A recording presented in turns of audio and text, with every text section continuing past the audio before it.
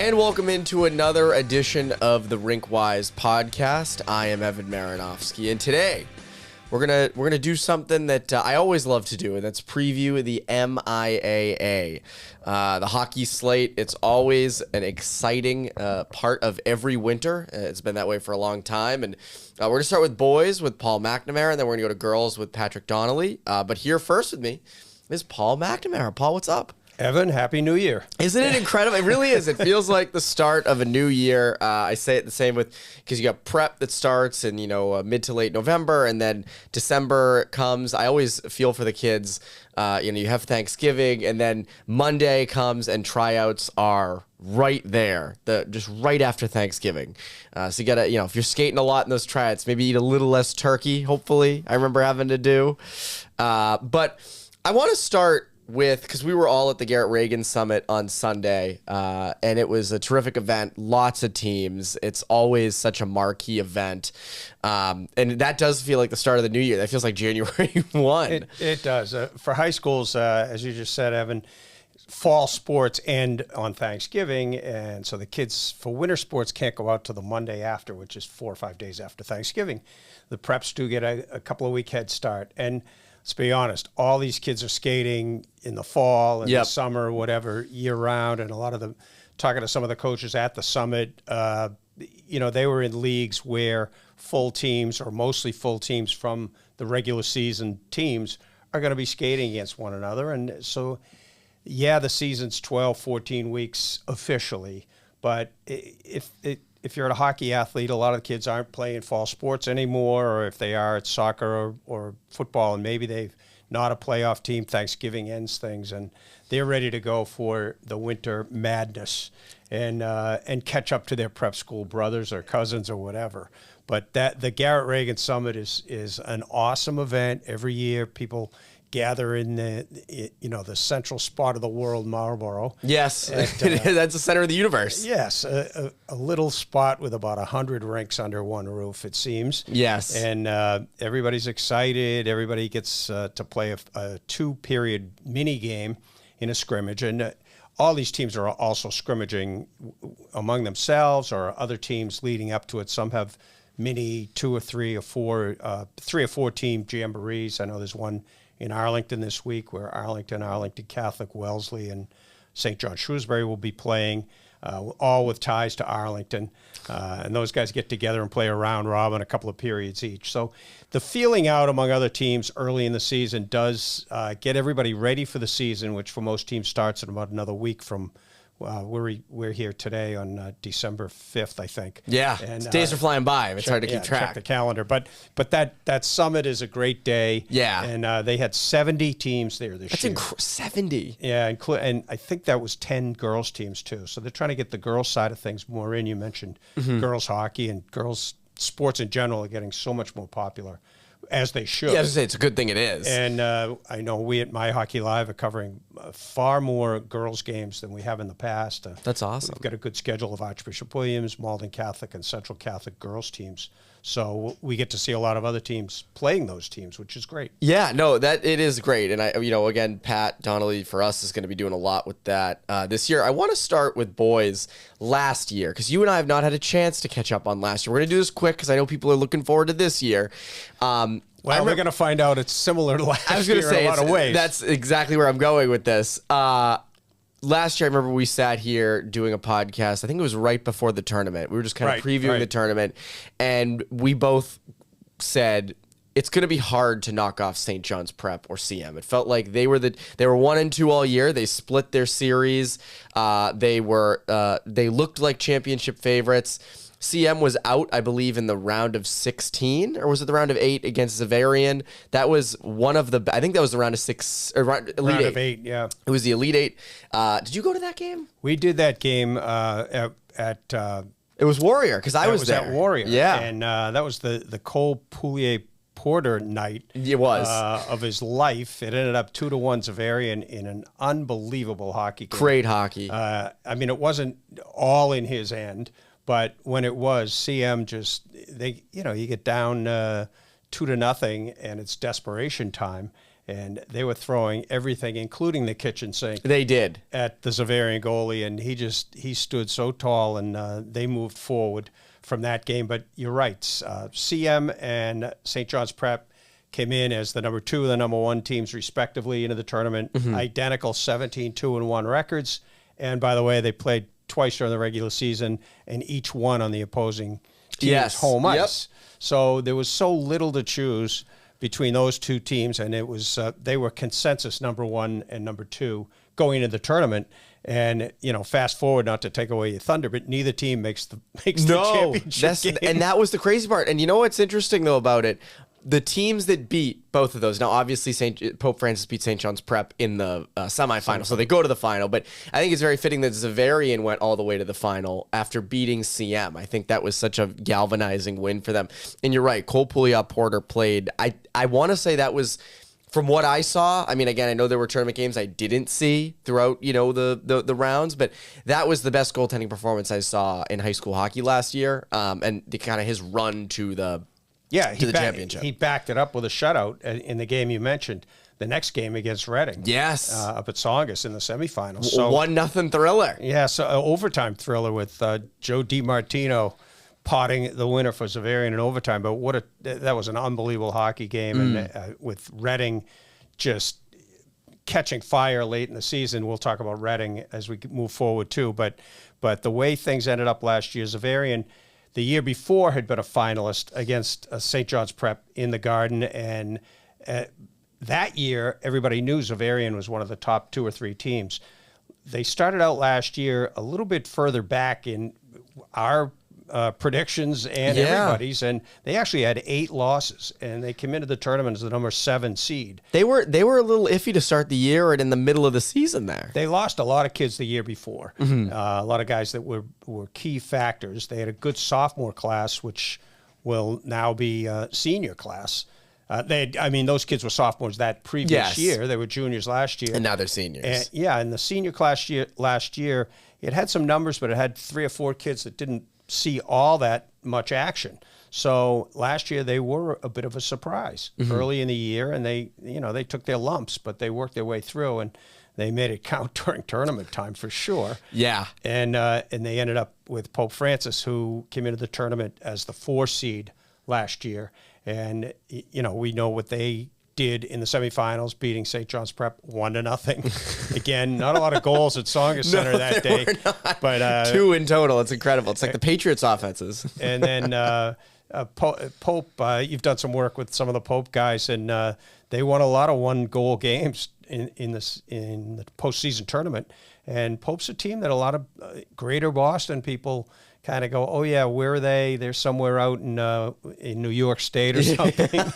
But they're in Yeah, they're in Springfield. They're the old Springfield Cathedral, and Coach Brian Foley's been there for a long time and done an unbelievable job. Really with that great program. job. Yeah, and they've developed kids like Ryan Leonard, who's at BC and won't be there for long. No, that guy.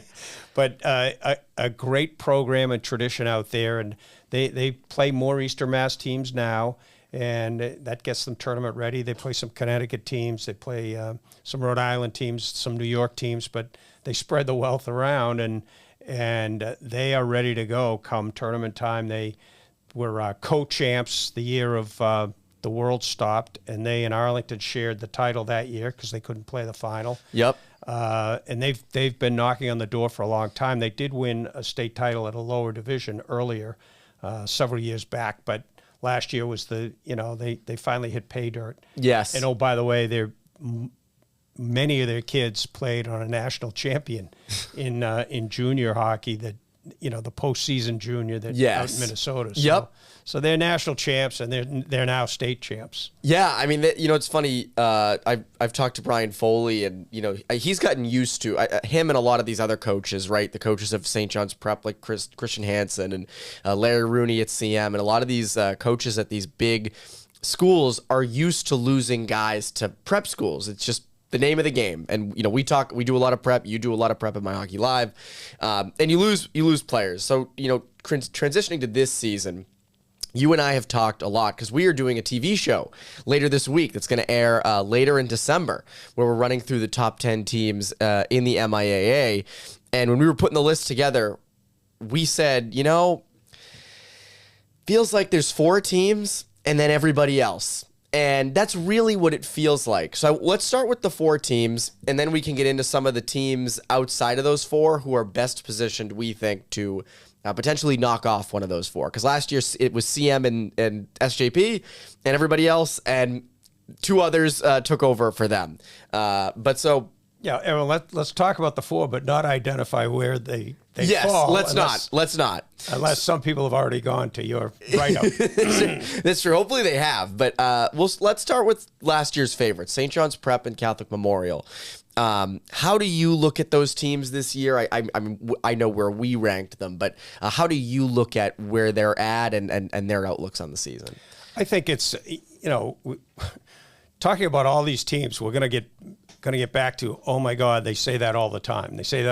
Yes. But some of these teams do just reload. And in the case of these 2 teams, there's a couple of things to talk about. St. John's Prep lost a few key guys, but they've got a really good core coming back. Yeah. They don't have Aiden Holland, who was Mr. Hockey a couple of years ago. He's graduated on the rear guard. And they've also lost Nick Brandano, who would have been a junior, who was a very good defenseman, matured, played from his freshman year on, but he is one of those kids that have decided, or his family has decided, that Milton Academy would be a better place for him to play this year, and so he's playing in the ISL, and he's a really good hockey player. So they're missing him on the back line. Jack Doherty's probably their best defenseman coming back. In goal, they've brought up some guys that have been on the team that are going to have to fill a role, but St. John's Prep always has a lot of goaltenders in the pipeline, yes, if you will. And they've got some great leadership as well. They've got 4 captains this year. Jake Vanna, everybody knows Jake Vanna's name. A couple of guys that are a little more under the radar, Cam Umla and Johnny Ty, are terrific team players. And then Christian Rosa might be the most skilled player they have up front, and he'll probably be playing with Jake Vanna, and those 2 are dynamic. And St. John's Prep has a lot of depth. The whole Catholic Conference plays 3 teams, a varsity, a JV, and a freshman, and they develop kids to fill that pipeline, not to overuse that word. That's true, though. But they fill roles, and you see that top to bottom in the Catholic Conference. Excuse me, we talked to some of the Xaverian kids the other day, and that's evident in their program, and it's evident throughout the Catholic Conference. So St. John's Prep, nobody shed a tear for losing Brandano, although we would have loved to seen him playing on that point position for the Prep, but he won't be there, so they'll have to do without that one guy. But they'll still flow 4 lines out there as long as they can, and depend on those leaders that we mentioned. CM, it's a little bit different story. CM was not as deep as maybe Xaverian and St. John's Prep and BC High back in the day, but they had kind of an elevated skill level among several of their players last year that was pretty evident. And it's not often some of these teams are scrambling at the end, like we talked about their game against Xaverian, but their key guys were on the ice for the last 2 or 3 minutes, and yes, that kind of wears you down. I mean, Finn Burke was one of the best defensemen in the state last year. He's going to play at Bowdoin College, and everybody had their eyes on him. He moved the puck great out of his own zone, but he was a force offensively as well. He was awesome to watch last year. He was fun to watch. Yeah. And he was the game they won up at St. John's Prep in the regular season. He was the best player on the ice. And he kind of led the comeback. They were down in that game, and they got the benefit of some power play calls, but some penalty calls that gave him power plays. But Burke delivered and set up a goal, scored a goal, if I recall, and he was their leader. Their leaders up front, 2 of the kids are gone that had a lot of eligibility left there. They were young. Tyler Hamilton and Joe Marshy, or Markey, however some people pronounce it, but a long line of the family and the cousins from the South Shore, and that kid's going to be a player. I forget where he's gone, but both of them were at Dexter. Okay, well, they went to Dexter together, yeah. and that's I mean, they're like, I've seen Dexter play once against St. Mark's, and both of them are prominent players on that. Dexter's pretty young this year, but they're very good. Dexter lost a lot last year. A ton, but Donato has both of those kids in prominent roles on that team. So, and it makes sense. It makes sense. I mean, Tyler Hamilton, it was before I got in this job, but when he was a freshman 2 years ago, he was centering their top line, right, for CM? He matured, and he he hasn't had to mature because he's just been a wonder kid. But he's got a great future, and it's too bad that he left CM from our perspective as high school hockey guys, and same for his buddy Joe. A lot's going to fall on the shoulders of Connor Freiberger, who's a great player in his own right. He's developed, and he's got good size, really good skater, good hockey IQ. So he'll be the leader for CM. And, Coach Rooney's a darn good coach. He'll find a way to get 20 kids out there that are going to compete. And, yes, they're among the top 4. Yeah, and Nick D'Olimpo's another one on that team. A younger forward who I think I saw a lot in the fall. I remember seeing back at Select Camp or the Mass Hockey Festival back in the spring. Really good player. Like, I think he's sort of poised for another big step in his game. He was sort of a guy that was sort of a depth piece for them last year. I think he's going to have a big year this year. So I agree with you on all points on St. John's and Catholic Memorial. Then we get to the finalists from last year, Zavarian and Pope Francis. They are in that 4. We're not going to... I'll say this. We have Pope Francis 1. I'll say that. We have Pope Francis number 1. Well, they deserve it. They won it. They deserve it. They do. They always reload. They had some key losses. Josh Ibby. I call him Ibby. Tomato. You're probably right. And great kid, great player, great leader. He was playing a little bit hurt at times last year, and he came through in the playoffs and got some key goals, some key assists, and was a leader on that team. And as we might have mentioned earlier, he's now at Cushing in a PG year. So he didn't leave. He played through his eligibility at Pope Francis. But a guy that did leave is C.J. Watroba, who's that kid's destined. I mean, he's played as a regular since he was a freshman.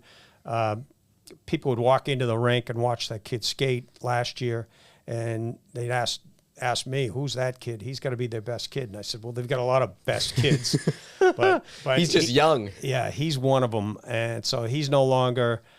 He's playing for a junior team, I think. Oh, he's with Kimball Union.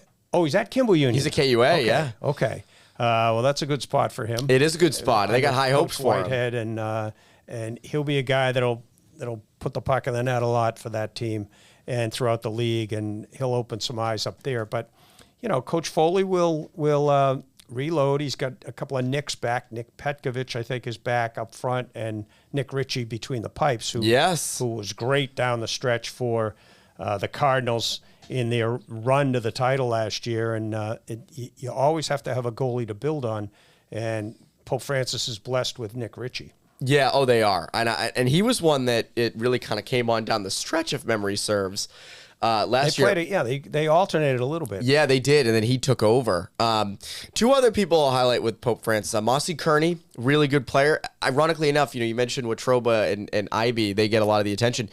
I didn't realize this last year. Kearney was their leading scorer, which is incredible. I think he had 40 points. I mean, he and it's funny, I watched him a little bit in the fall with the Thunderbirds, and he's not the biggest guy, he's not the fastest, he's not the strongest, but he just finds ways to produce. And I think that's a skill that you can't teach. You can't teach a kid how to put the puck in the back of the net or set up plays or things like that. So he's one. And then Jake Jarrell on the back end is real good. Yeah. Like I watched him, I think, get a hat trick in the state tournament in the fall. Really good play, just a good all-around defenseman who I think could be a potential Division I prospect because he's that good. Yeah, Jake will be their anchor on the back end. And you mentioned Mossy Kearney. He's a fun guy to watch. I mean, you talk about Watroba, just, your eyes light up. But Kearney is an honest hockey player, great IQ, knows whom he's playing with and where they're going to be, and goes into the corners. As you said, not the biggest guy, but he'll go into the corners and he backchecks. I mean, he's a coach's dream. He is, and I think that's why he's sort of the perfect guy to build around for Foley this year. And I think that's going to be why they stick around number 1, whether they're at 1 all year or they move. To me, I don't see how they move out of the top 4. I don't see how any of these teams fall out of the top 4, just given how good they are. And then Jarrell, then another one is Buffoni on D. He's another really good defenseman. So Pope Francis, again, they got the goalie, they've got solid defensemen, and they're going to have scoring up front. So they're just going to kind of be the same thing as they always are, which is very good. Zavarian, though, Pouliot Porter coming back, I think, is the main reason why they are 4. But as I said to you, Pouliot Porter gets a lot of the attention, as he should. I think he's the biggest X factor. We say it every year. What's the biggest thing come tournament time? Goaltending. That is number one. But they have a lot of good, solid players coming back. Up front, Colvin Callahan's a guy I've had my eye on. Jack Fitzpatrick's a big guy. Just a sophomore. Just a sophomore. I think he's a guy that has a lot more to give. I saw it at the hockey festival back in the spring and everything. So I think those are two, and Cole LeBlanc on D and Devin Gosiak up front. I think that team has a sneaky amount of depth, which is going to pair great with the goaltending. Depth and talented depth. Yeah. On defense, you mentioned Cole LeBlanc, he could take the puck and go, and they cover up for each other. But defense is one of their strengths this year because they've got big Tay Tao on a left shot balancing LeBlanc, but they've also got guys like Michael McGrath, who saw a lot of time last year, Matt Dion, whose older brother is playing at Babson, and the guys up front you mentioned, Gosiak and Fitzpatrick and Callahan. But two other guys up front that they've got, Jesse Peck and Jack O'Neill, are their captains. Yep. They're kind of, they're never going to be mentioned with the highest scorers in the state, but they're really smart players. They work hard. Peck gets big goals. O'Neill, I don't think he's lost a face-off in a long time. And Zavarian's always got a great knack for killing penalties. And these two kids have been on the penalty kill, along with a kid named Sean Pohl, who's a very good player. And they're blessed with a lot of guys that have played a lot of hockey for that team. Like I said earlier, the Catholic Conference, they feed in JV and freshman kids who are good and have been good at that level, but they may not have tasted varsity competition. These kids have played. And we mentioned earlier they lost 8 games last year. That didn't faze them. They kind of built on that, saying, okay, this is a learning process, and we'll get better as we get deeper into the schedule. And they do play a tough schedule outside the league too, like all these teams do. So they get better as the season goes on. It's a short learning curve and a quick learning curve. But these kids have responded, and they've been to the Garden twice. Yes. That's another thing. And they've got the great goaltender. So they can win close, low-scoring games. They don't need 6 or 7 goals a game, like some teams do. Exactly. They don't, and all 4 of those teams, by the way, have great coaches. I think that's another big part of it. We're going to see that throughout everybody we talk about. Coaching, in the MIAA, especially Division I, well, all the divisions, they're so blessed with excellent coaching. Isn't it interesting? And a lot of coaches that have stuck around for a really long time and care. That's the big one. They care. All these teams we mentioned have coaches that have been there a long time and have quite big legacies. So we did the 4. Those are the 4 favorites in our mind. But that doesn't mean that's where it ends. There's a lot of teams outside of those 4 who I think could challenge for that. And we're going to kind of roll through some of them. A lot of publics, some privates as well, some Catholic Conference teams. I was just thinking about that, the 4 Catholics at the top, and now our next 3 or 4 are public school teams. And it's not that we're trying to say the publics aren't as good as the privates. It's just kind of the way the division breaks down this year. It is. And there's been years when some publics have been up in the top 2 or 3. So, but again, it's just sort of the way that things shake out. Who do you want to start with?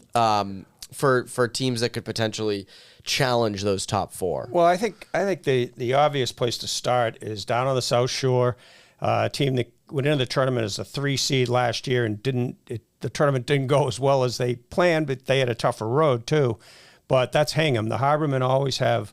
They're an independent, number 1, so they make their own schedule, and there's nobody they won't play. Yeah. They get in some tournaments. They get in the Ed Burns, of course, which is the cream of the crop among the public schools. They're in a great new tournament this year between Christmas and New Year's. It's going to take place in Braintree. Hingham, Braintree, Zavarian, whom we've just mentioned, and Archbishop Williams, who is one of my, also there on bubble teams. Sleeper teams. Archbishop Williams is the program's growing, but they're going to get, not their baptism of fire, but they're going to be in that tournament with those 3 kind of heavyweights in a great tournament. But Hingham will show up there. Talking to some of the Hingham players at the summit the other day, they open up with St. John's Prep. Then they've got CM, and they've also got Marshfield, all before New Year's. plus that tournament that we just mentioned. I don't know how the pairings are What in there. What a gauntlet of teams. Yeah, but they're going to play either Xaverian, Braintree, or Archbishop Williams and a second one of those teams. So there's 5 games before New Year's, 5 games before New Year's that are among the top 12 or 14 teams in the state, and Hingham's going to play them all. That's incredible. But that's normal for them. That's why they're always in the mix. They did lose some players. Chase McKenna, I believe they lost in net. Aiden Brazel's a tough loss. Chase McKenna's a defense. What am I talking about? Lost him. Luke McClellan, I believe they lost in net. Aiden Brazel was one of their top forwards. They lost him. Ace Kincannon, Billy Jacobus. Yep. But they returned some good players, and I think that's where And Hingham always produces good kids. A lot of these, Hingham, Arlington, Marshfield, they always produce Framingham, which we'll get to in a bit. They produce the best players. Of course. But Hingham, Arlington, Marshfield, those schools produce kids all the time. And what's funny is, I think I've said this to you before, when I look at prep rosters, a lot of kids are from Hingham. A lot of prep schools have kids from Hingham. And it's amazing to me that Hingham is still as good as they are without the kids that leave for prep. I think that's a fascinating thing. And I'd love to talk to Tony Messina about that at some point, because it's an interesting point. But they have a lot of good guys returning too. Yeah, that conversation comes up a lot among the good public programs. And it's a credit to the youth programs in towns like Hingham, Arlington, Reading, Marshfield, Braintree, Framingham, Franklin coming in to the picture more now. But the youth programs produce so many numbers. Hingham is near some prep schools, and they get their friends that are there talking to them, even if they're not Hingham kids. They're telling them, oh, the grass is always greener. So Hingham loses kids. A Division II team, Linfield on the North Shore, loses a lot of kids. They've got a great youth program traditionally. Reading has been able to keep a lot of their kids. Hingham keeps a lot of kids, even though they lose kids. I know, like so I'm talking, and Arlington, going back maybe the last 10 years, they've kept a lot of kids, but they're starting to lose some kids, and that's going to affect the Arlington program.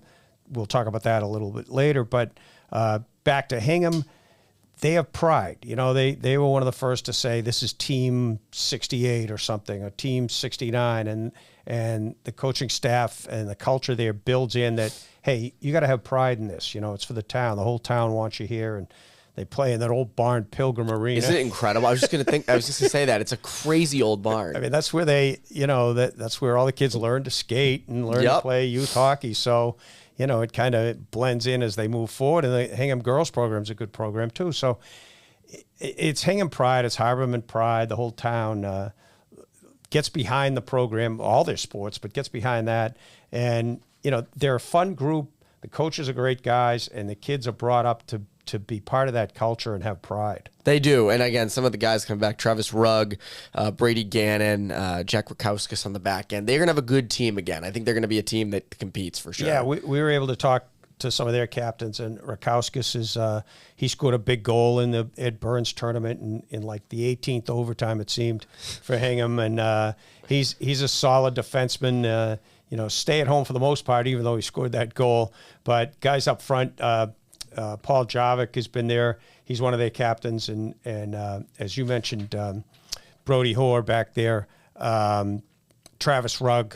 Brody Hoare's, I've got him mixed up. He's on another team. But, there's a lot of my kids, My mind Paul. is still in Marlborough. Yeah, there's a lot of kids. He's a St. John Shrewsbury kid. But he looks like he dresses in Hingham attire. The colors are the same. They're close enough. Travis Rugg is a kid who's matured. He's played since a freshman year and does a great job up front for them. And, they've got some open spots from the kids that left last year. Chase McKenna was a great defenseman. Awesome defenseman. And he's got a younger brother, Connor, that I know he plays lacrosse, but I think he's going to be part of the program here too, and a good rising young sophomore youngster with the last name of Allen. He's got great hockey bloodlines, and we'll look for the future of Hingham hockey and kids like that. Oh, 100%.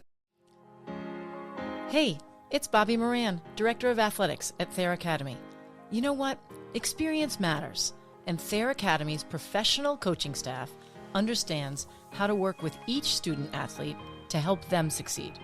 Our coaches and faculty are committed to ensuring both 5th to 12th graders feel known, connected, and prepared.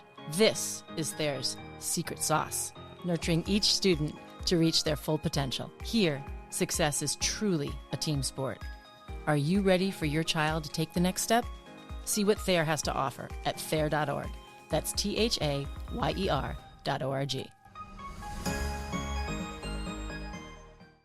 It's funny, you mentioned town pride. When I think back to the tournament last year, I remember when we were at Songus for the semifinals, and the Reading Zavarian game came up, and Reading, the whole town of Reading came to that game. I don't think that's an exaggeration. A lot of pride there, and they lose Laz Giardina to Lawrence Academy. They lose Evan Panucci. They lose Mark Boyle. I believe both of them graduated. But we talk about X factors, and we mentioned this with Zavarian. Reading returns Chris Hannafin in net, which I think is the main reason why we kind of have them ranked fairly high, or higher than Reading would typically be ranked.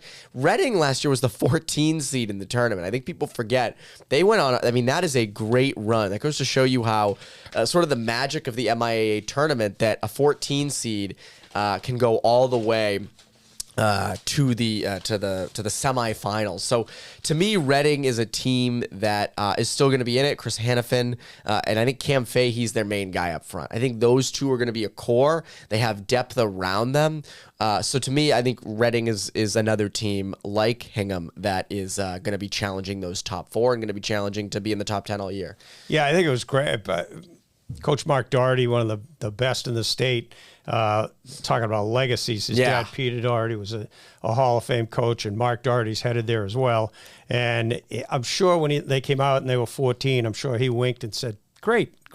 Don't anybody watch us. Underestimate us. We'll just see what happens. The Middlesex League is, it's not every night there's a do or die game, but over the course of the season, you get better playing the teams in the Middlesex League. Belmont's had a great run. Everyone knows about Arlington, Winchester, Woburn, Burlington tradition, and Reading's right there in the middle. And last year, the cream rose to the top at the end of the season, and they made a great run. They were only a goal away from making the Garden. That was it. And they've won Division I championships under a different format. They've played in Super 8s over the years. The tradition there, the town.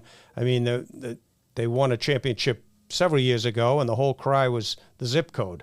That was their cry. They had T-shirts made up and hats, and the only cheer was 01867.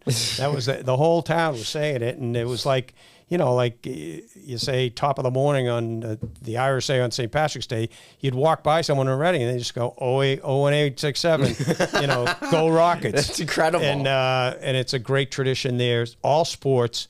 But hockey is number one in Reading, and Mark Doherty's not going to let that go the way of the gutta percha golf ball or whatever. But he's going to keep it rolling, and I think he'd say, don't rank us that high this year. We'll just be where we belong, but they belong in the top 10. They do, and there's no way to miss them in there. Another one is Marshfield. They're always in it. They're one of the publics to me that is kind of always in the mix, always making an impact. They're always a tough team to play against.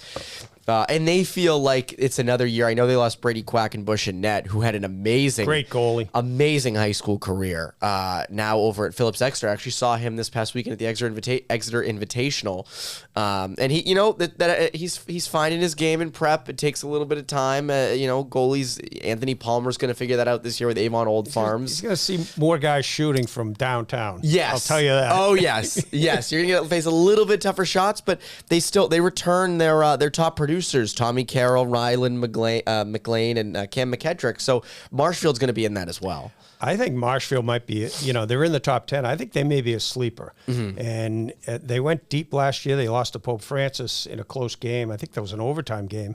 Or they would have been the Final Four, and Pope would have been out. And again, great coach, Dan Conley, great coaching staff. He's got great guys that they don't want to leave. They want to be there. They play a great schedule outside their league. They're in the tournament that's in Framingham, the Pat Serio Cup, the MHL Cup, and that's a good tournament. They get not their feet wet, but they will be a strong contender to win it this year. They play Hingham on New Year's Eve. They play in the Ed Burns tournament, so they face all the top public schools that they don't see on a regular basis.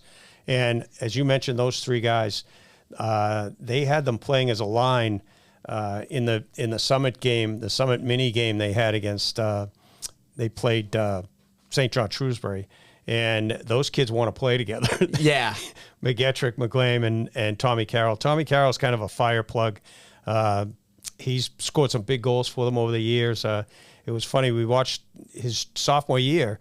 He was all over the ice every game we watched, but it took him like to their 15th game to score a goal, and then the floodgates opened, and it was like a big relief. He hasn't stopped yet. Oh my goodness, he's won some games with an overtime goal that we had in a game we had. But fun guy to watch, gives you the 110% the whole game, and the other two are kind of the skilled guys, the trigger guys. And you know, if you coach Dan Conley, do you split those guys up and balance things off, or do you put the three of them out there and go, okay, you play together as long as you get me 6 goals? Exactly.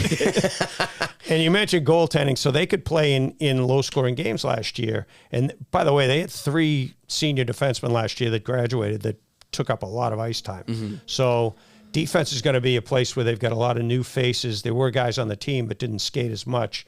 Michael Bakarian's going to be the leader back there. Not the biggest guy, but he saw more time later in the season last year among those other guys that had been there regulars for 2 or 3 years. So defense is going to be something that they'll work at as they get into the season, but it's going to put more pressure on the wings and the forwards in general to come back and play defense as well. Sometimes that can be tough. Well, you got to do it. If you get the right captains in place, which they do. They do. You know, they're going to lead the way. They will. Another public school team, we talk about them every year, Arlington. Arlington will be in it, as they always are. They're going to be a young team. They're always pretty young. They were a little bit young last year. They're going to be young again.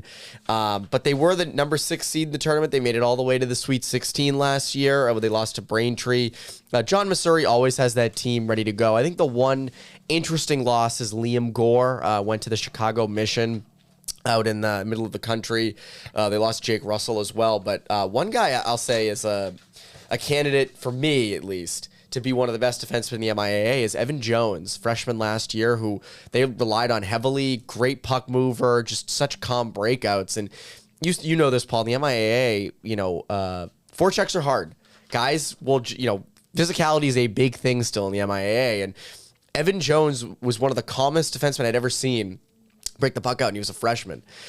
So I think that's going to be a team, again, that is young, but Missouri always has them in the mix. Yeah, they're a little bit of a puzzle this year because they did, as you said, they lost some of their key skill guys. Evan Jones, there's going to be a lot on his shoulders. Yes. I mean, he saw a lot of ice time last year. He's very calm at his own end, as you said. Moves the puck very well.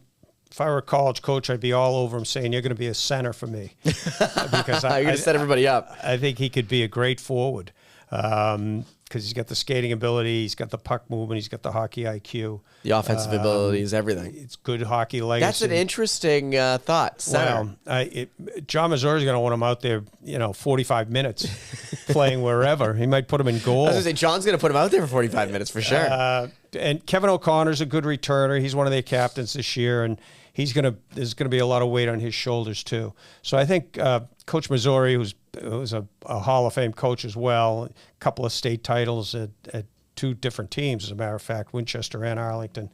I think his approach is going to be, let's play every game as one at a time, like everybody does. But it's human nature to look a little bit ahead, depending on whom your opponent is. Yes. But I think Arlington would be happy if they got through the season at 12-8 in the regular season, got better as they went along, got more ice time out of the kids as they go along, and then come tournament time, play Arlington hockey and have some pride. That's another one that if you go to a tournament game in Arlington early in the tournament, the place is packed. Oh, yeah. And everybody is there for the tradition. They know it's Spy Pond pride, and they're going to give everything they have down to the last out. Oh, 100%. And that's why, to me, you nailed it with, get through the regular season, get in the tournament, see what happens and play your best hockey at the end of the season. I think if that's the move for them, I think they are going to be successful in how they do it. Two more teams that we can kind of mention as some of the favorite sleepers. Two Catholic Conference teams in BC High and St. John Shrewsbury. St. John Shrewsbury, I think they were the number 9 seed in the tournament last year. I think they were a little under 500, but that's because they play such a tough schedule that's sort of the name of the game for those teams. And I think, they have a lot of guys returning that I think, top scorers from last year who were juniors who are now seniors. And then BC High has John Flaherty return as head coach. They're always in the mix. They sort of got, Federico and Feinberg are gone to prep schools. They are in Milton Academy, but I still think they're going to be in the mix. They're going to have more stability this year. So I think those are two teams that are going to compete and going to make some noise throughout the year. What do you think? Yeah, talk about BC High first. BC High's had kind of an unusual 2 or 3 year period here. Yeah. Where they've had some kids they knew were going to leave going back a couple of years, including Coach Flaherty's son, Ryan, who won a prep championship at Avon. That's right. He's at Avon again. And he's got another year. They had a great first line when Flaherty was there and a couple of younger kids. And those kids are gone. And I think it's been sort of not a culture change overall, but just it's not as easy anymore as just filling those roles from the freshman to JV and stepping in and being mature and experienced. And they're not as deep as they once were the last couple of years. Now, I'm not familiar enough with the feeders, the freshmen and the JV programs at BC High, but Flash is going to have to look at those kids to fill a lot of roles this year. Oh, yeah. That being said, they're BC High. Yes. And, both BC High and Arlington, some people will watch this and say, well, they're only in there because of their names. Well, they are there because of their tradition and what they've done even in quote-unquote off years, and also because of the two guys leading the program. Yes. Coach Missouri and Coach Flaherty. So, yeah, we have a lot of respect for those programs, and it's not to put down the teams that we don't include in here, but just over the long haul and then into the tournament, we expect these teams to be there. That's the thing. Those teams are always there making an impact. So I think that's going to be the same again. When we get into some other teams that could make some noise. I do want to mention St. John's Pioneers of Shrewsbury that you mentioned. Yes. Because they were pretty impressive on Sunday. Okay. Skating against Marshfield. Not getting into each guy, but Luke Girardi's the captain. He's a veteran. He played with a couple of guys that are not there anymore, so a lot's going to be asked of him to get the younger kids moving. But there's a kid named Daniel Minyalkin, yes, who's a junior, who will open some eyes up there. He's a big, rangy, right shot center. He got a couple of goals early against Marshfield. One was just a pill on a wrist shot, and he takes up a lot of room. He gets to the sideboards easily, keeps pucks in. And as a team, they forecheck very well. It was almost like a 5-man forecheck with wings covering for the defensemen when they went up. And they're going to be a team to contend with. That being said, their schedule's brutal. They're in the Catholic Conference. It's tough. They got to play home and away to all those other teams we've already mentioned. So it may be an uphill climb for them to be top 8, top 7, top 6. But as you said, they were the 9 seed coming in. With a record of 9-10-1, under 500. Their strength of schedule is so solid, and if they can move up a niche or two in the Catholic Conference pecking order, they may be a 7 or 8 seed going in the tournament. And I think they're a team that when we sit here in March or late February and discuss the tournament, I think they're going to be a team that we say, oh, that's going to be a team that even as an 8 or a 9 seed is going to make a long run. I think that's a team that's going to be the case. Again, a great coach and coaching staff there. Mike Mead is their coach. He's an Arlington guy. Yep. And he knows the game, and he knows how to motivate kids, and he knows what he's got. And he's had some teams where the talent level wasn't that deep, and he somehow is competitive and pulls some upsets. And they went as far as the Elite Eight last year, losing only to St. John's Prep. So yeah. They're a good team. Good program. They are a good team. Speaking of good teams, there's some other ones that are going to be even more of sleeper picks. I think that it's an interesting thing because on the TV show we do this week, we can't really mention them. We're just going to go through the top 10. So now's our time to do a little bit of a deep dive on them. Where do you start with teams that we haven't mentioned yet that could make a splash? I think the usual suspects. Some people may be surprised we leave these guys out of the top 10 this year, but it's Braintree. Yeah. And Coach Fasano, he's there every year. He's built the program. The one question mark is all the kids they lost last year, Evan, as you I mentioned. think it was 15 seniors. I think they lost. So that's a lot. I mean, and I think so I looked at last year's roster. They only had 5 juniors. So now 5 seniors. So I think that's to me the big question mark. They lost a lot. And it's very hard to lose that and still be a top 10 team, which is why they aren't in our That odds. being said, it wouldn't be a surprise to many of us if Braintree ends up with a single-digit seed. Yes. If things work out. I agree. And, because they, again, outside of their league, Dave Fasano tries to schedule some teams that are going to make them better as the season goes on. Same could be said for a couple of other teams there that are kind of usual suspects, including Wellesley, who surprised a lot of people last year. But Wellesley, again, they lost double-digit seniors too. Yeah. And they may not have the strong. I mean, I think they were like 12-0 at one point last year, something like that. But you get a guy out, key guy out for a little bit, for a couple of weeks, or your schedule has you up against a couple of big teams for a couple of weeks. Kids get sick. Yeah, kids get sick, and then all of a sudden your mindset is maybe we're not that good. But Wellesley had a great year last year. Paul Donato's a great coach.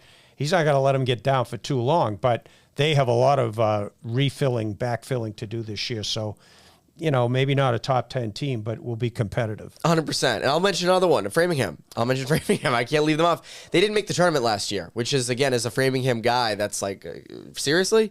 But they have Noah Albright and Jeremy Aron returning, two of the stronger forwards in the MIAA, especially Noah Albright. I think one of the better forwards in the MIAA. They have some talented defenseman back in Jack Kurzman, big rangy guy.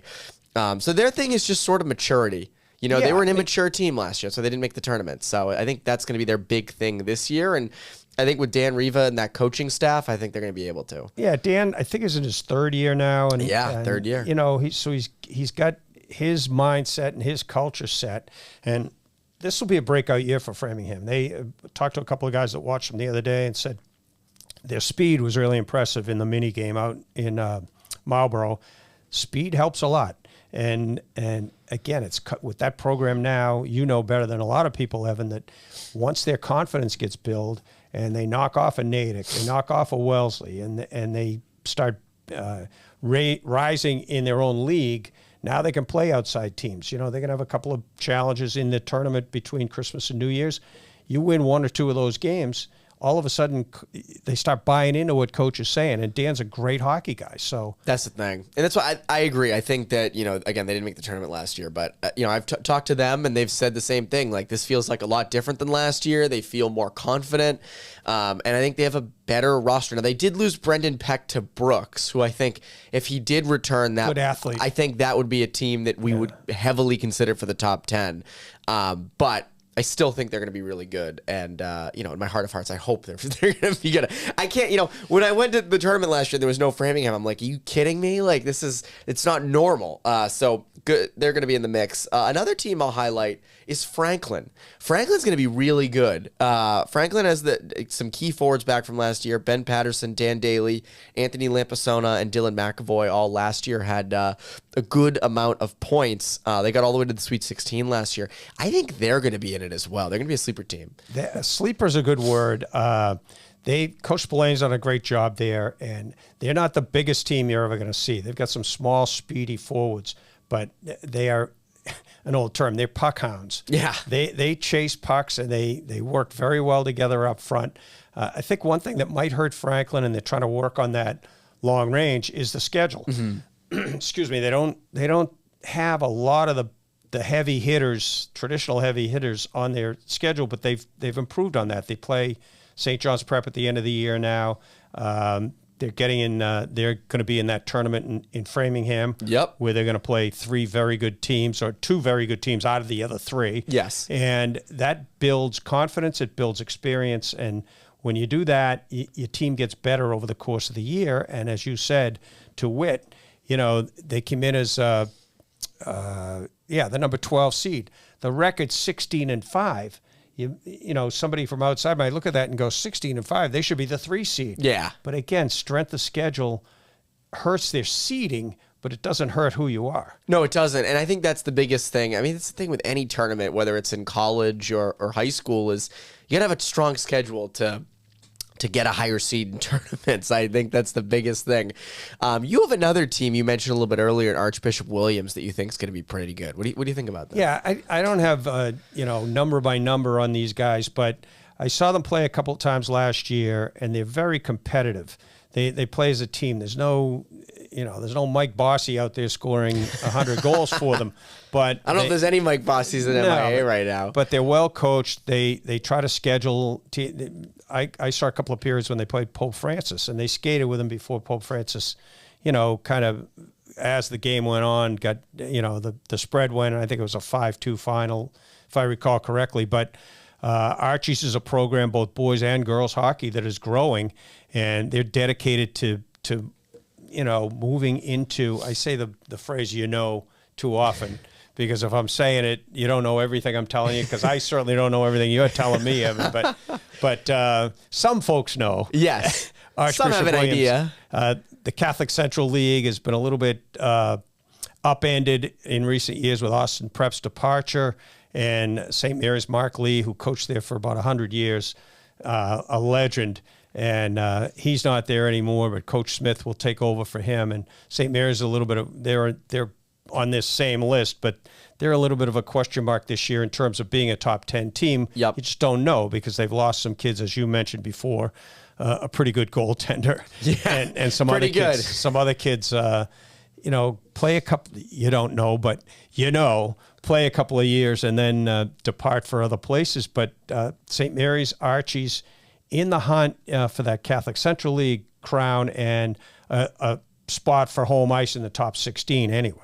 Have we missed any teams? Are there any I mean, obviously there's other teams, but I feel like for what we're talking about, right? Like you have the top 4, and then you've got kind of everybody looking to knock those 4 off. Like Belmont was a team last year that was in it, but they lost Cam Fici, so that's a team. They lost more than just Cam. Yeah, so. And I think that's they're gonna be sort of a team with some question marks. Woburn's always in it. I think in the Middlesex League, Woburn and Winchester are going to surprise some people. Woburn had a very good second half, and Winchester has some depth and a couple of good goalies this year, and both those teams are very well coached. So with the Middlesex League, Reading really being the top dog this year, Woburn and Winchester always want to take a shot at Arlington. Oh, yeah. So they're going to get their wins, and there'll be factors come tournament time, and they'll be battle tested in that league from top to bottom. So Middlesex League always produces some teams, a surprise team. The Bay State League, as you mentioned, too. Yep. And the other league, the Merrimack Valley Conference, where Lincoln Sudbury has a stronghold, but again, their schedule is not, like Tewksbury Division II team. Lincoln Sudbury plays a lot of D1 and some D2 teams. Tewksbury more D2 teams, but the two maybe sleepers in the Merrimack Valley Conference, sleepers, at least factors, will be Andover and Central Catholic. Mm-hmm. Yeah, and Ellis has a new coach, David Marinov. Similar last name, David Marinovsky's in there as head coach. So I don't know. Well, they got the right name anyway. He's got a good last name. The right family ties. Yeah, he's got that going for him, the last name. But yeah, I agree. I think that there's going to be a lot of teams that are going to be in it. But again, we kind of have our 4 favorites. But who knows, Paul? You know what? Like, every season, my guess is those 4 will stay the same throughout the season, but then we get to the tournament and it's going to be just mayhem, which is the most fun. That is the best. What can people look forward to from MyHockeyLive this year and kind of what you guys are doing? Because you guys do a really good thing. Thank you for that layup. Of course. MyHockeyLive, this will be our either 10th or 11th season, depending on what details you go by. But we've gotten our niche in the community, the hockey community. And, yep. And we're there to support the coaches and the kids while trying to pay the bills for getting crews out to do the games. And we've had great reception from all the coaches. I mean, if it were an unlimited budget for these guys, they'd have us doing more games even. Yes. But we hope to move around as the season comes up. We've got footholds in some traditional tournaments, the Falmouth tournament in February, the MHL Pat Serio Cup in Framingham. Yep. You guys were always there when I was playing. It was great. You could watch the games after. Great tradition. We've been part of the Ed Burns tournament now for its 2 years, and we hope to be with them again this year. And then obviously when the MIAA tournament starts, we're all over the place every night. And we're up to potentially 6 crews now. Wow. So we've got some schools that have bought big packages. We've done a lot of games for several of the teams in the Catholic Conference. We follow those teams, but they are clients. And I don't mean to say that we pick teams we think are the best. We pick teams that we can do business with and create relationships with, but schools that are able to underwrite that as well. Absolutely. Whether it's from boosters groups, parents groups, or the school itself. And it's a different niche from every school. We're open to all schools. We're doing far more girls games now, I mentioned before, and we've got packages with Archbishop Williams, Malden Catholic, and Hingham girls schools, girls teams in particular. And we'll be at Rinks covering the teams we have for years, the Zavarians, Malden Catholic, St. John Shrewsbury, and Hingham, among some others too. I know I'm leaving someone out, and I apologize, but Central Catholic is a big client. There's so many. Too. I mean, you can't get everybody. Central's a very good client, so I don't want to leave those. No, of course not. But yeah, Paul, this is great. We always love having you in. I'll see you later this week when we record the show, and then we'll see each other a lot this winter, which is always fun. And Paul, thank you for coming on. So when we come back, it's Girls MIAA with Pat Donnelly. Thank you, Evan. Do you want to skate fast? For 50 years, Laura Stam instructors have taught youth players to pros how to skate correctly, powerfully, and fast. Players who attend Laura Stam power skating programs learn how to skate fast by learning how to execute every maneuver in hockey. They become powerful, stable, efficient, and explosively fast skaters. If you can't wait for a clinic, join our subscription skills video service, and we'll show you the skills taught at our clinics in an easy-to-use video format with training plans to guide your training. Register or subscribe now at laurastam.com. That's LauraStamm.com. You can learn to skate fast. And we're back with Patrick Donnelly. Pat, we're back. We're talking MIAA girls. Yeah. How have you been, first of all? How have you been? Busy, like the season's in full swing now, so we're going to all the rinks. Thanksgiving weekend was busy with a big cannonball run to New York to watch BU lose in heartbreaking fashion at Red Hot Hockey. It's like rooting for the Maple Leafs. That's right. We discovered that BU is Toronto of college hockey. I've been sitting on that take going back to like my junior year at BU. Okay. All this history, all these expectations, and they just until senior year they got that bean pot. They just keep finding ways to let you down. They do. They do. Yeah. But you know what? We won't be worrying about it when they're in the Frozen Four in April. So. Yeah, well, maybe. But at least they get further in the tournament than like Toronto does in the NHL. Yeah. I'll give them that. But anyways, so Girls at MIAA Hockey obviously is going to be a thing that you do a lot with this this winter.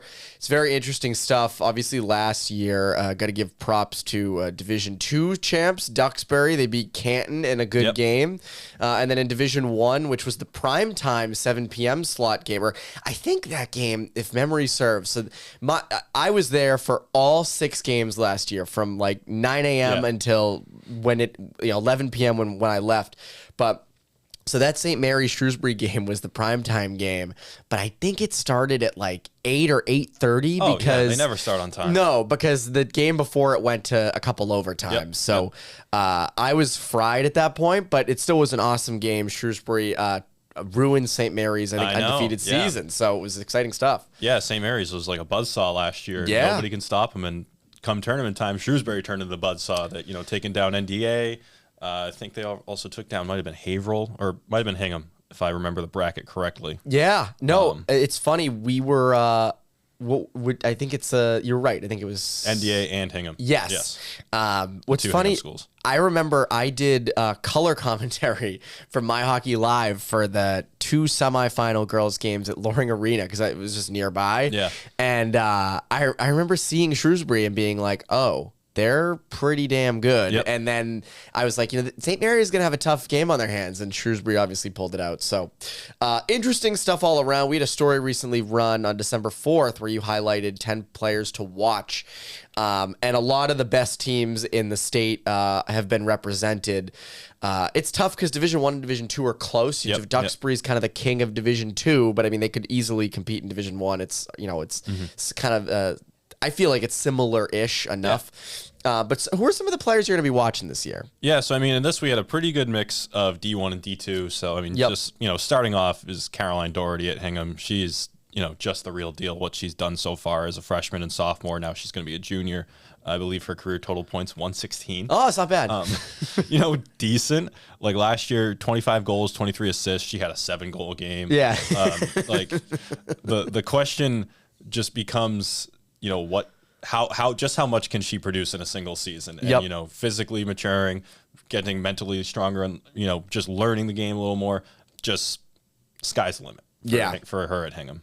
That's an easy one. And I think, again, you mentioned, going to be a junior and already has 116 points. I think that's someone who's going to continue to set records. It's always funny with high school sports. You see just the mind-boggling numbers. There was a kid in football this year, I remember, who people were talking about. I forget what school it was. It was in Mass, and he had, like 400 rushing yards, like 2 interceptions on defense. Like, that's the beauty of high school sports is you get these kinds of stats. But then Archbishop Williams has Caroline Batchelder, who's going to be a good forward for them too. Yeah, just wanted to quickly mention also at Hingham is Addie Garrity, kind of Doherty's partner in crime down the middle. She had, I think might have been 33 points last year, give or take. Stats are a little hard to come by. Yep. But the two of them, that 1-2 punch for Hingham is pretty elite. If you want to get your stats in, send it to Patrick.Donnelly at SeamansMedia.com. You have no idea how helpful that will be. Yes. Caroline Batchelder at Archie's, 25 points last year. You talked to Dougie Nolan. He thinks, high-end shot, physical, and even her puck handling ability. So she can dish it and score it. Going to be a junior again, like Caroline Doherty. Could see a big step. Yeah, and I think they're going to be certainly competitive. Other forwards that you have, you had Jen Berolini from Pembroke. You've got Emily Jones from Algonquin-Hudson, Harper Friedholm at LS. I mean, what are you sort of expecting out of them and those teams too? Because those aren't LS. I guess isn't a team that you typically I don't believe they were in the Final Four last year or anything. But I think players like that can really elevate a team like that. Yeah, especially Jen Berolini at Pembroke. We talk about pretty decent numbers. She's already at 124 points. Yeah, 124, and she's going to be a junior. So again, sort of those just outrageous production. She had 40 goals last season. I think she's been on the team since she was in 8th grade. She's just kind of been the heartbeat of the offense. Yeah, and to do it as a sophomore last year, 40 goals is incredible. Yeah, so it's another one of those players where the sky is the limit, and you almost want to laugh at the numbers, just how ridiculous it is, and what she could do this year with, again, a more experience under her belt. And then sort of the same thing at LS and Algonquin-Hudson. Algonquin was 18-4-1, and so Emily Johns was pretty crucial at last year. She's 35 points. They made the D2 Elite 8, and that at LS. I think there was 17-5-0. Harper Friedholm had 19 goals. She's at 95 career points. So, again, it's a senior year. She's got a milestone right there in front of her. Get to 100. Yep. And should have a pretty solid squad, too. Yeah, LS got to the Sweet 16 last year where they fell to Sandwich 1-0, which is a classic MIAA game, lose 1-0. Yep. Paul and I were just talking about all the boys' games that were 1-0 in the playoffs. Yeah. And Friedholm, too, it's kind of hockey's probably just for fun. She's committed to Cornell for lacrosse. Oh, my God. Okay. So it's even better when you get an athlete who it's kind of their thing on the side. Yeah. They're better at something else. And they're just really good at hockey. Yep. That's like Jake Vanna on the boys' side with SJP. He's committed to Princeton for lacrosse, and he's just a ridiculous hockey player. And it's like, oh my God, he must be so much better at lacrosse. So I'm always fascinated by that stuff. On D, you have a lot of defensemen in this piece. Allison Carreri at Boxborough, Vanessa Hall at St. Mary's. Obviously a lot of motivation at St. Mary's to come back and avenge what happened last year. You also have Sarah Francis at NDA Hingham. What are you kind of expecting out of not just those players, but those teams as well? Yeah, so I'm actually really excited to see what Vanessa Hall does this year. So last year, we had it incorrect in the story at first. We had her as an 8th grader. She was actually a 7th grader last year. Oh my God. Yeah, and so she wasn't. I don't think she was on. We the own top up to our pair. mistakes. We own up to our mistakes. We did. But 20 points on the blue line as a 7th grader last year. That's crazy. 7th and grader. she's going into 8th grade this year. Another one of those players where if we're talking about her in, say, 3 years when she's a junior, just the type of numbers that she could have on the blue line, And St. Mary's, obviously, they lose a lot of the key production, namely Jenna Chaplin, who's off to D1, I believe. But just the motivation. Frank Pagliuca always has those teams ready to go. I think they're going to be just fine and in the mix again. And then Allison Carreri at Acton Boxborough, kind of just do it all defender back there. Yeah. 19 goals on defense, factored in on almost well over half of their goals total for the team last year. So she's obviously one to watch. And then at NDA Hingham, Sarah Francis. It's kind of their headliner on the back end. John Finley, just raved about her smarts with the puck. She gets shots quick off from the point. So she's a little more of where Correri is kind of the goal scorer from the back end. She's a little more of, set up and puck moving. But again, 20 assists last year, so pretty good. Yeah, I can attest. I saw Sarah Francis last year in the in the Final Four against Shrewsbury, and she was terrific and really good talent. So I agree. I think those teams and those players are going to be interesting to watch. Vanessa Hall, though, I can't get over it, an 8th grader this year. That's it's funny. We obviously have a lot of prep listeners who listen to this. St. Mary's is a great team. I'm curious if she's going to start getting prep school looks or college looks. But again, she's in 8th grade, so it's like college is not for a long time. GTA 6 will be out when she's getting college looks. My gamer friends will understand that reference. Hey, she'll be like the myth of the local hockey circles if she starts college interests, whatever. I remember when I was playing, it was 8th grade. Jake Wise was the talk of the town. He's like, guys, you hear he's already verbally committed to BU? We're sitting there in science class. You're learning about Pangea in history class. Yeah. You're like, what? Yeah, you got braces and everything. But yeah, so that's gonna be interesting. I'm curious to see her season. You're gonna have to get out to some. Both have to get out to some St. Mary's games. Yeah. You have a couple of goalies on this list. Anna McGinty with Duxbury was a great goalie last year. Helps them get a championship. And then you have Elise Muty over at Peabody, Linfield, North Reading. We've taught, Duxbury is kind of a team that's always in it. And they, I think Anna McGinty is a senior. We talked about on the boys' side, X factor for every team come tournament time is how are you in net? I think Duxbury having her in net makes all the difference. Yeah, and 54, 5-5 through her first 3 seasons. Basically never loses. We talk about the outrageous stats. One of the things I love about high school hockey goalies is especially if you're on the good team, you're usually just putting up video game numbers. Yes. So 944 last year, goals against under 1, 11 shutouts, X factor to the max. Yes. And Duxbury also has forward Maddie Greenwood coming back. Yeah, I remember her. 3 points in the championship game last year, if I remember correctly from talking to Dan Najarian.